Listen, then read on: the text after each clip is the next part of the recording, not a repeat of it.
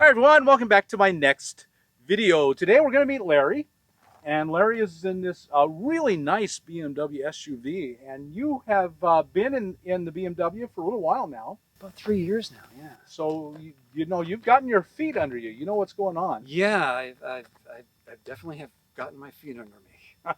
Yeah, trial and error has been an interesting path, but well, heck, watching your channel has actually smoothed that out quite a bit. Well, thank you. I'm glad to hear that. So how did you end up in living in a vehicle? Well, I worked for corporate America, and I kind of had enough of that world. I've been there a little too long, and well, I wanted to change. And well, I stopped everything I was doing to start a YouTube channel. And to be a nomadic in a YouTube channel and moving around from place to place, this kind of just developed. I kind of just fell into it.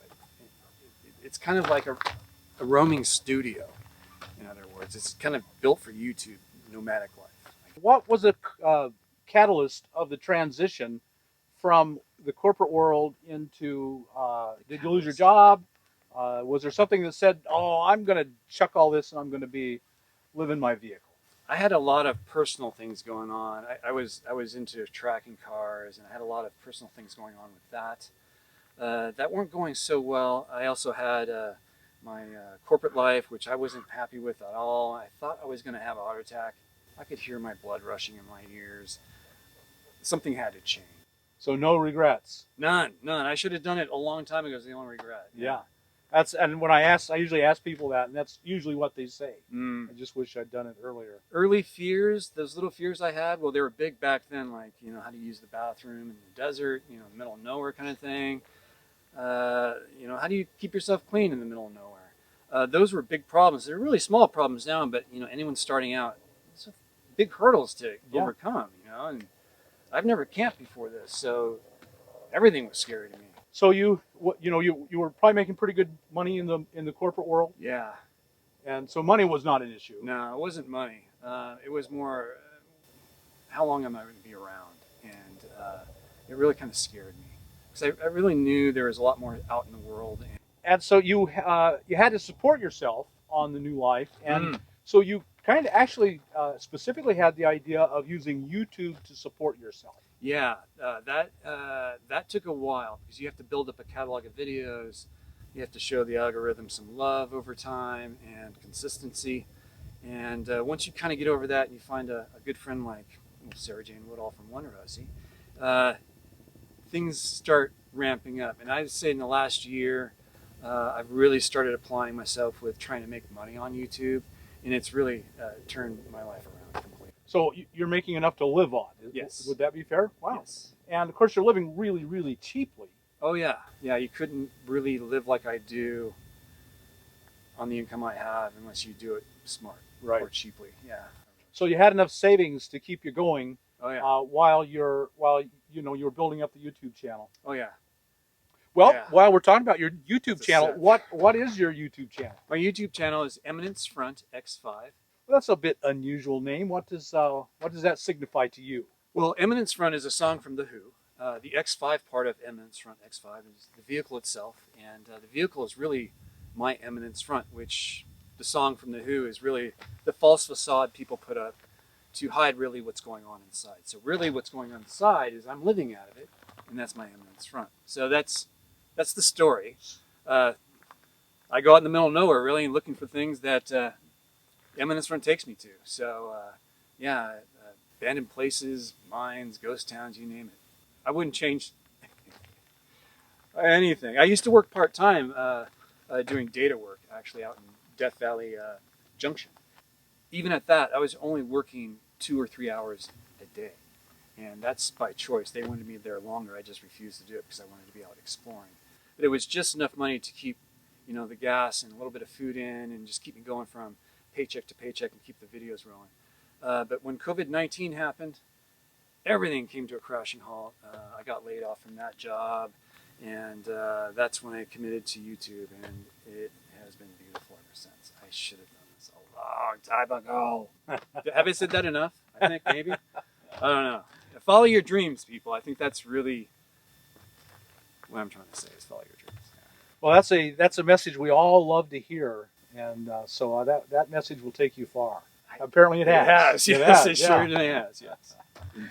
So you chose the vehicle with YouTube in mind. So Yes. when you were making your plans, you think I'm going to make YouTube. Yeah. What will make work best for YouTube videos, and this is what you chose. This is what I chose to try and hide the fact that I was living out of it. Right. It was really like that decoy. Well, It's so not what good. is the essence of what your channel is? What are you? You mentioned the desert a lot. So you think of yourself as a desert rat? Yeah, I pretty much do.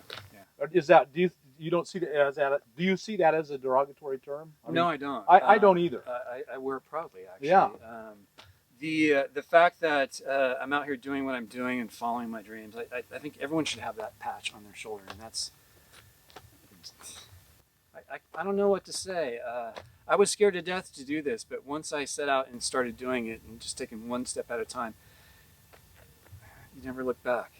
You look back and you regret that you didn't start early. I think that's the only. Your channel is about My adventure and adventure, exploring the unknown, almost like Star Trek. I don't know. You just go out to the middle of nowhere and find something interesting and place a video around it. I've been out to a place called Renoville that's just outside of Baker, California. It's basically a location that doesn't exist anymore. And I went and did a video of a place that really is just nothing.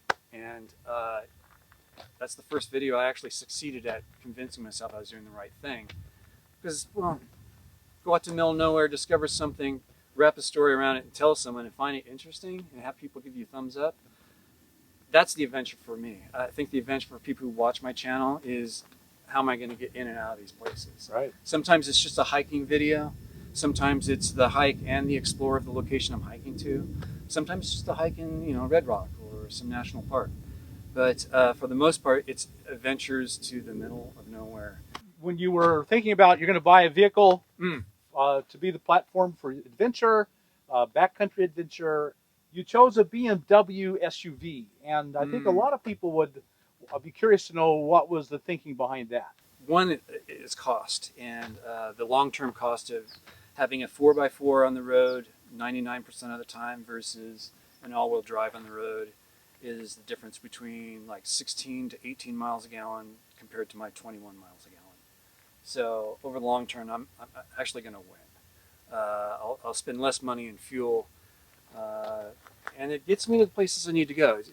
It's really how you drive and not getting yourself into trouble, and not pushing the car beyond where it should really be. But if you're smart about driving off-road, you take it easy. You don't even need all-wheel drive. I mean, you just need the proper tires and just common sense, really. I mean, they were driving Model Ts across the Mojave Road back in the day. You bet they were. So the X5 has great off-road ability, low cost to run and maintain, and great stealth. Those are the things that really paid off for you. Yes, and it's easy to work on. It's cheap to work on.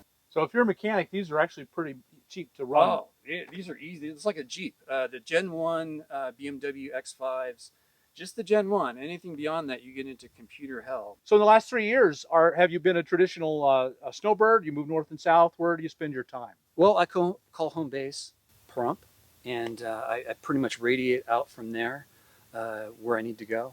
Pahrump, Nevada. Pahrump, Nevada. Yes, exactly. But for the most part, Death Valley area in itself, California, Death Valley, out here in Nevada area as well, in the Amargosa Valley.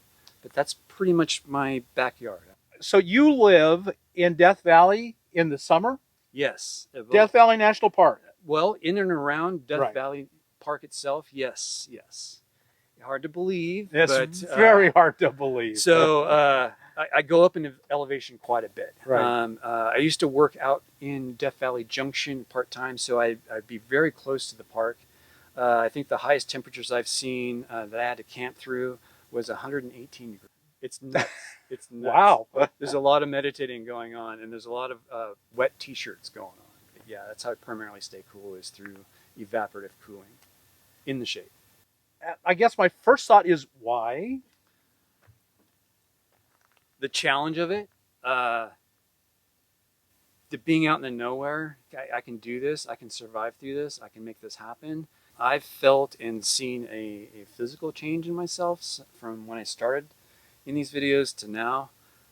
My body has shed a lot of weight, a lot of fat, I guess, but it's gone to the lean side, and I like this way of living. I don't mind it. It's living with the environment versus trying to shelter yourself from it.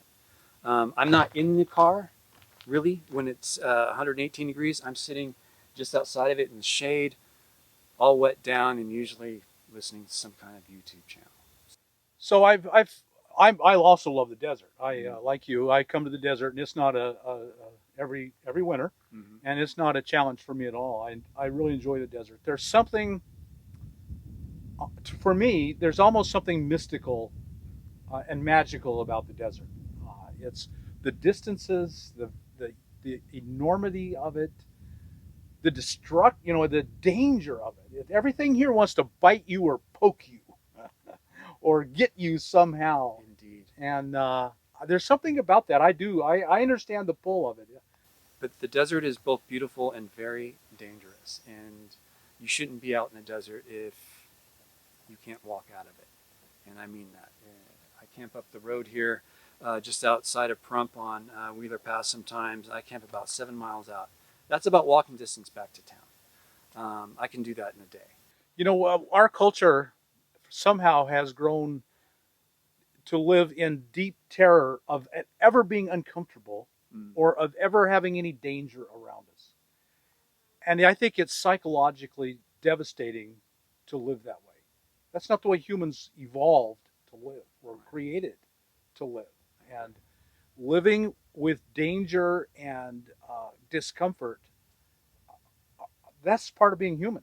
And I don't think you're fully human following a fully human path until you can experience that. I just learned something just a few weeks ago where the smell of rain that you get when rain starts to come down, that's unique to humans. You know, we can smell that. Most animals cannot smell that smell. And I think the reason why we can smell that smell is because, well, water is dangerous. And if you're in a valley and you smell that smell, you're going to probably go to higher ground if you need to. If you've seen flooding before, you know to stay out of the way of it. Those are the kinds of things I love to learn too. Our normal lives, we have no ideas what we're capable of because we're never challenged in any other way other than our jobs. And even in those ways, we're usually put we're in a cog in a machine. We do the same thing over and over and over and over again. That's all we know, this little cog that we do. And yet, once you came out to the desert, you learned a lot. Yes. You learned that the smell of rain can be dangerous because there might be a flood behind it, and on and on, and every plant that can hurt you, and the danger, real risk is out there. Oh yes. So do not be in the dry lake bed when it rains. So there are a lot of, I think when the challenge in life is critical to being who we really are intended to be. Build your character. Next, we're going to do a tour video. We're going to see how Larry lives in his BMW SUV. And so stay tuned. That should come up really quick. Thanks so much, Larry, for sharing your experience. I think it's really going to be meaningful to our audience. I hope so. Yeah, thank you. So folks, if you got anything out of this video, like us on YouTube, subscribe to the channel, hit that thumbs up button, and we'll talk to you later.